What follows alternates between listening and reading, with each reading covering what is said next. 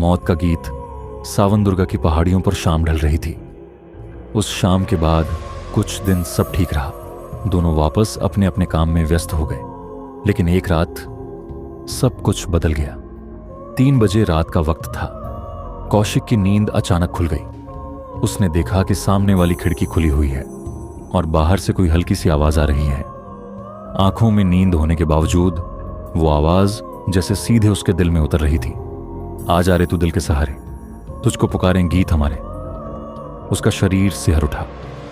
वो आवाज वही थी जो लोगों ने सिर्फ कहानियों में सुनी थी, दर्द भरी लेकिन खौफनाक। वो खिड़की के पास गया, बाहर देखा।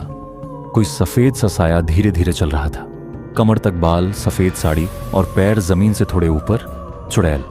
कौशिक ने तुरंत सौम्या को जगाया, लेकिन सौम्या जैसे पहले से ही जाग रहा था। उसका चेहरा पीला पड़ गया था। उसने सिर्फ एक बात कही, वो आ गई है। कौशिक हैरान रह गया। तू जानता है इसके बारे में? सौम्या ने आंखों में आंसुओं के साथ बताया। वो मेरी जिंदगी का हिस्सा थी, मेरी मंगेतर थी, नेहा। कौशिक चौंका। क्या? सौम्या ने कहा 3 साल पहले हमारी शादी होने वाली थी, लेकिन शादी से कुछ दिन पहले मेरे कुछ दोस्तों ने उसके साथ जबरदस्ती करने की कोशिश की और मैं उस वक्त उसके साथ नहीं था। उसने खुदकुशी कर ली, लेकिन मरने से पहले सिर्फ एक बात बोली, मैं वापस आऊंगी और उन सबको ले जाऊंगी। कौशिक ने पूछा, तो क्या तू भी उनमें था? सौम्या की आंखों में खौफ था। मैं उस वक्त कुछ नहीं कर सका और यही मेरी सबसे बड़ी खता थी। शायद अब मेरी बारी है। उस रात कुछ नहीं हुआ, लेकिन अगले दिन उनके ऑफिस का एक स्टाफ मेंबर रोहित लापता हो गया और उसी रात वही आवाज फिर गूंजी, तुझको पुकारें गीत हमारे। अब कौशिक भी डर चुका था।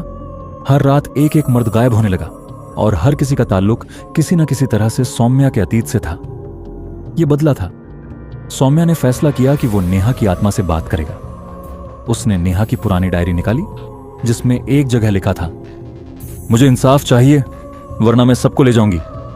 सौम्या उसी जगह गया जहां नेहा की मौत हुई थी, एक पुरानी हवेली के पास। रात के अंधेरे में वो गया और चिल्लाकर कहा, नेहा मुझे माफ कर दो, मुझे सजा दो, लेकिन बाकियों को छोड़ दो। कुछ देर खामोशी थी, फिर एक आवाज गूंजी, मैं सिर्फ उन्हीं को ले जा रही हूं जो गुनहगार थे, तुम्हारा नंबर आखिरी है। अचानक एक तेज हवा चली और सौम्या जमीन पर गिर गया। उसके आसपास अंधेरा छा गया।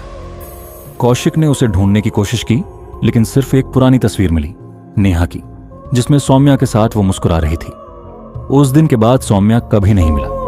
लोग कहते हैं वो चुड़ैल अब भी सिर्फ उन्हीं मर्दों को ले जाती है जिन्होंने किसी औरत के साथ नाइंसाफी की। लेकिन अगर तुम रात के सन्नाटे में ये आवाज सुनो, आ जा रे तू दिल के सहारे, तो दरवाजा कभी मत खोलना। उम्मीद करता हूं सब खैरियत से होगा। तो कैसी लगी आपको कहानी? कमेंट में जरूर बताना और चिल ऑफ फियर को सब्सक्राइब कर लेना ऐसी ही दिलचस्प हॉरर कहानियों के लिए।